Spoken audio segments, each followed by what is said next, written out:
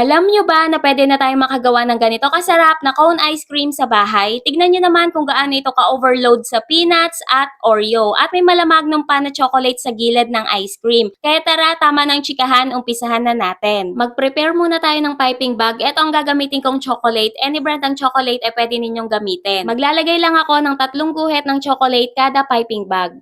Next step, ilagay natin to sa malalim na lagayan tapos lagyan natin ito ng hot water. Make sure nakalubog talaga ang mga chocolate para mag-melt talaga at hayaan muna natin itong nakababad sa hot water. Gawin naman natin ang pinaka-ice cream. We need 1 can of creme densada. Dapat na-chill nyo muna ito sa chiller overnight para mag-double ang dami nito once na binit na natin ito ng hand mixer. At kapag dumoble na ang dami nito, ilagay na natin ang happy peanuts at Oreo. Dinurog ko lang ang mga ito ng bahagya tapos haluin natin ito ng mabuti until well combined.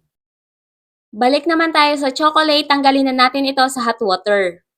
Gamit lang tayo ng spatula or kutsara para ikalat ang chocolate sa piping bag. Once na ganito na, okay na yan. Tapos, i-open natin ang piping bag dito sa ating kamay tulad nito. Saka natin ibuhos ang cream na ginawa natin kanina. Huwag nyo itong pupunuin kasi itatali pa natin ito mamaya. Maglalagay pa ako ng another peanuts, Oreo at choco balls para overload talaga. Oo nga pala, lahat ng nilagay ko dito ay pwede nyong palitan tulad ng buko, hinog na mangga or avocado depende sa gusto nyong flavor. At ayan, itali na natin to. Make sure na mahigpit talaga ang pagkakatali nyo para maganda ang shape ng cone ice cream nyo kapag tumigas na ito sa freezer. After natin itali, ilagay na natin to sa freezer ng at least 6 hours. At ayan, nung tumigas nga ito, nilantakan agad ng mga kasama ko sa bahay. Ang sarap naman kasi talaga nito, kaya itry nyo na rin to mga kakusina.